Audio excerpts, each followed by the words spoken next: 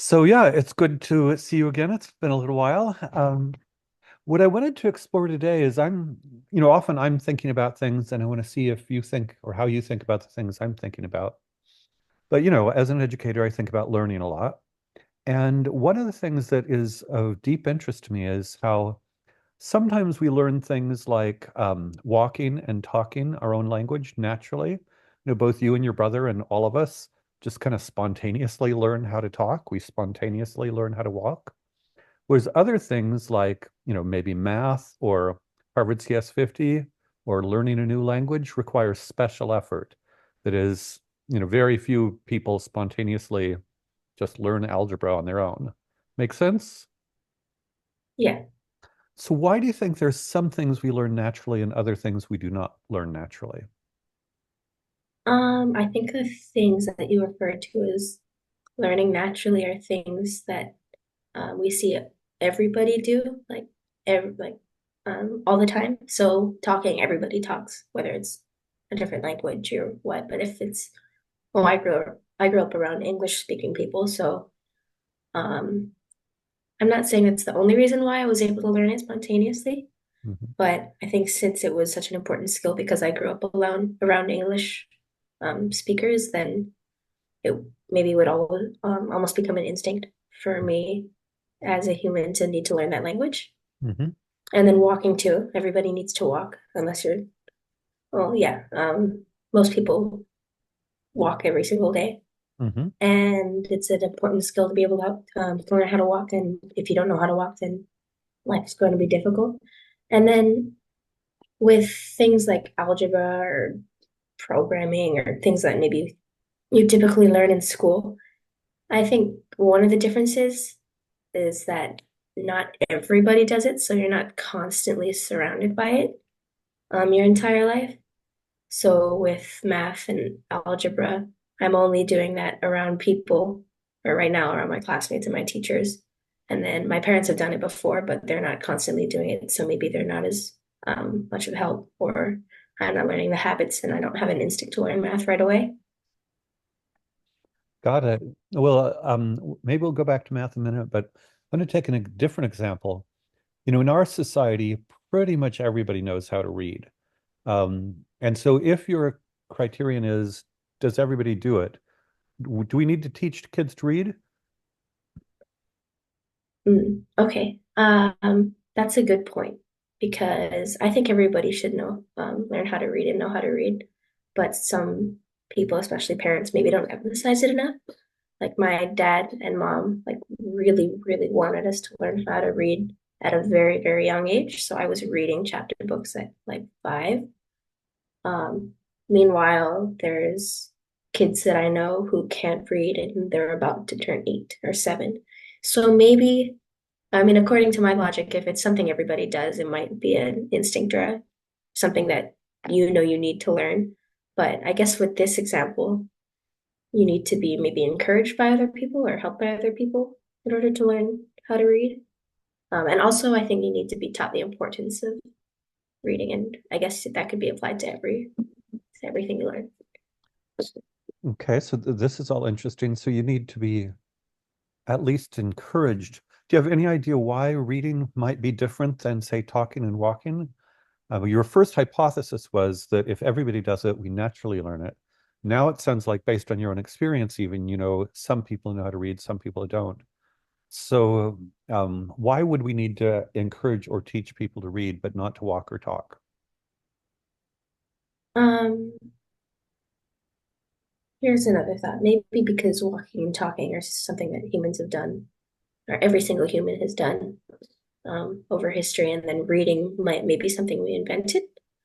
And so it takes skill to be able to um, do it. Interesting hypothesis. Do you know much about either the history of reading or the history of the written word or anything like that? No, not really. Do you think that we were reading a million years ago, 500,000 years ago? I mean, not when we were monkeys. I mean, so I guess based on that, we must have. I mean, when we learned how to write, or maybe when we learned how to talk, and then being able to write.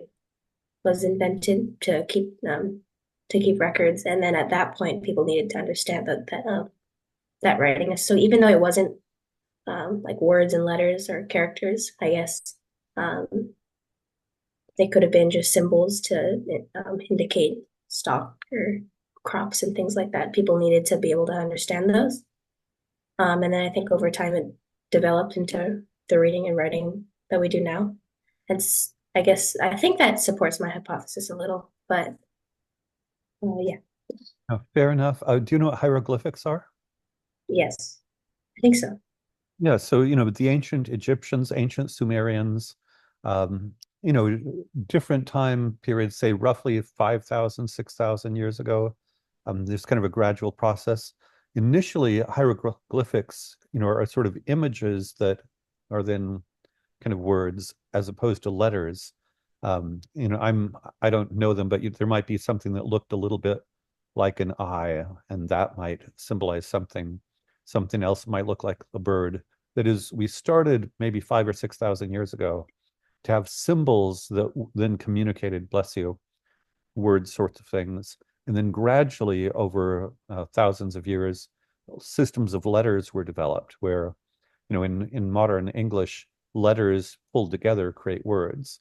Um, but going back to your earlier point, before, say, certainly 10,000 years ago, maybe there were very simple primitive symbols, but there was nothing remotely like reading as recently as 10,000 years ago, which is pretty recent in human history. Make sense? Yes. So, assuming reading is maybe less than, say, 5,000 years old, whereas walking and talking are much older than that. So I kind of gave you a historical piece you were speculating about. How does remind me how the relative recent addition of reading might impact how we do not learn reading naturally? Well, my hypothesis earlier was that since it's not something that we've been doing for all of human history, then maybe we don't have an instinct to learn it at a young age. It needs to be fostered by other humans and help um, taught to us. And I don't know if like that wording is true, but I think at some level it is true because with help from my parents um, and other adults in my life, I learned how to read young, and then other kids that I've known don't care about reading, and their parents don't care about reading, and they're not even aware that their child doesn't know how to read. So I think I still stand by my hypothesis, but there might be other reasons why skills like reading aren't particularly as or why they aren't an instinct. And tell me more about what you mean by instinct. Of course, I'm familiar with the word, but I want to dig into how you understand the word instinct. I guess instinct because um, I mean babies at a young age, maybe I mean I've known babies that at maybe 7 or 8 months are pulling themselves up and like starting to walk. And I think that's a pretty young age for them to start doing that. And I think it might either be a mix of seeing their parents doing that and other humans walking on their legs instead of crawling on their hands and knees. And um, I guess by instinct, I mean maybe not the sense where your mind already knows how to do it. Like maybe an instinct would be breathing. Like everybody knows how to breathe without being taught. It's the first thing you do. I guess walking might be something you're able to pick up on your own, like how babies are able to do that just by watching and maybe some assistance from their parents or other adults. Um, talking, I don't think talking comes as early.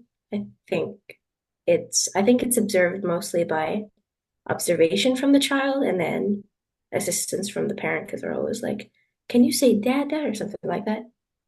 Um, and then reading at another level is, or but by my experience, it's taught to kids and their parents and other adults help them. They read to them and then they teach them how reading works, even at schools now.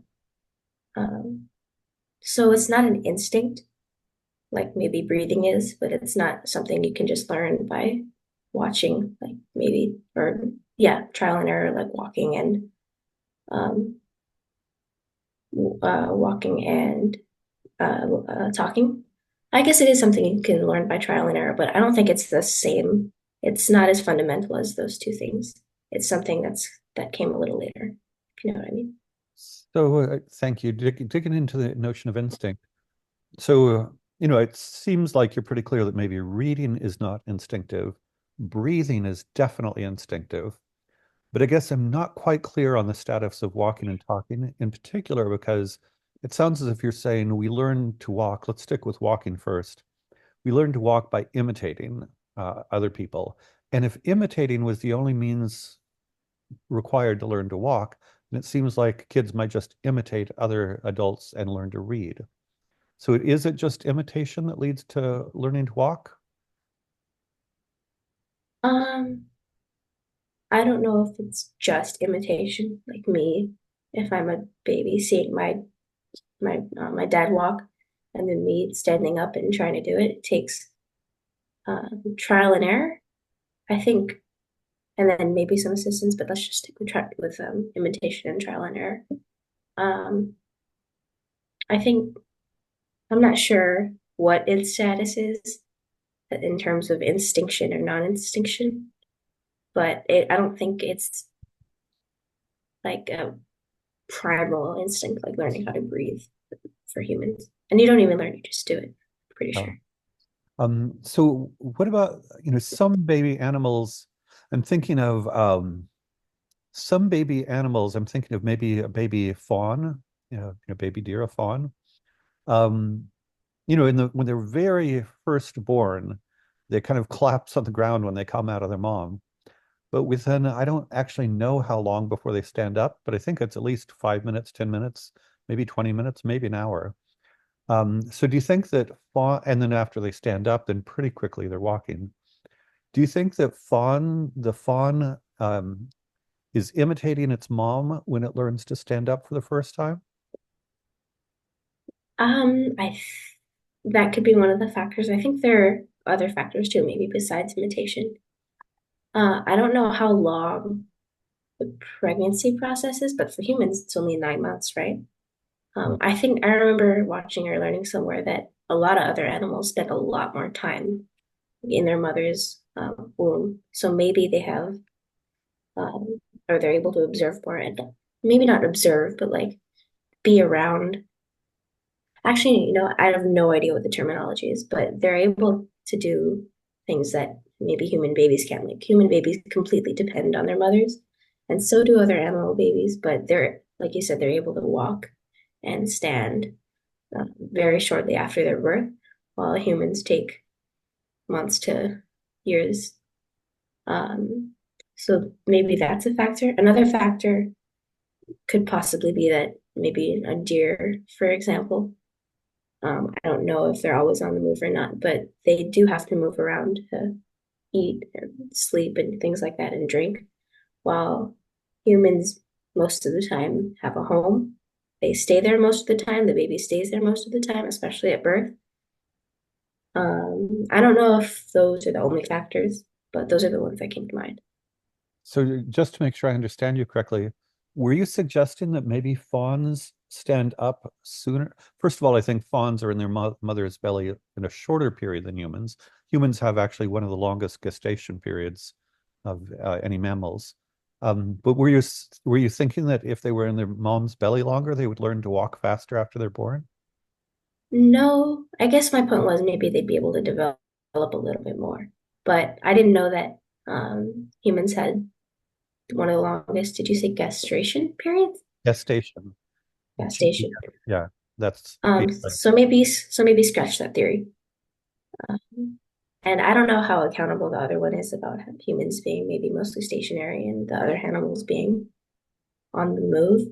Mhm. Um, maybe maybe we could circle back to for other animals, walking being one of those instincts like breathing. And So, then for humans, somehow it's not. I'm not sure. so suppose, and that's an interesting hypothesis. So suppose a fawn standing up and walking is instinctive, and you're saying a human it's not instinctive simply because it takes longer? Yeah, I guess that's what I'm saying. I don't know if it's not instinctive, but maybe not as much of an instinct as it is for other animals who learn to stand and walk a lot sooner than humans do. I'm thinking, baby kittens are born blind. I forget how long before they see. Do you know how long it takes before a baby kitten can see? No, no, I don't. While it's weeks at least. It's at least weeks. So, would we say that seeing is instinctive for a kitten or a cat or not? Um, that's a good question. I guess then we have to define instinctive because I don't know if their eyes are still developing or what, but if they can't see, then they're not able to do it, I guess. I don't know. I'm picturing maybe something over the cat's eyes, but it might just be that their eyes aren't formed or something.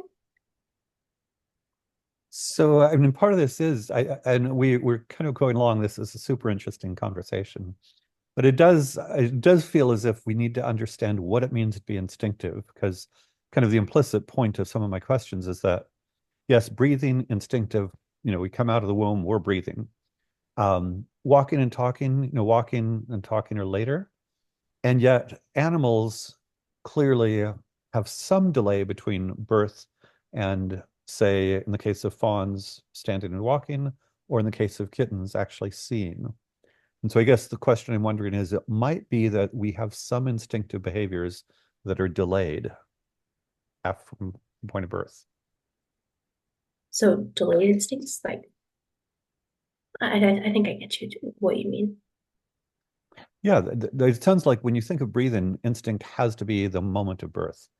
But is it fair to say that probably a fawn's ability to walk is instinctive, and probably a kitten's ability to see, even if it's delayed by weeks, is instinctive?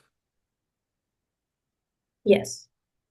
So possibly there might be at least some instinctive aspect to human beings walking and talking, even though it's delayed a year or more. Yeah, I think so. I don't want to twist your arm, but you see at least why some people might believe that human beings have some instinct to walk and talk, even though it doesn't happen at birth. Yeah, I see. Okay. Really, there's super interesting issues here in kind of the development of human beings. And so in the fullness of time, you might want to read about human development. Again, really interesting subject. And people have studied babies and how they develop because, of course, we care about babies and how they develop. So yeah, in the fullness of time, lots of cool stuff to read. But I want to keep these reasonably short, and we're already at 19 minutes. So, so wonderful to catch up with you, Alana. Have a wonderful week, and hasta luego. Thank you. See you later. Bye-bye.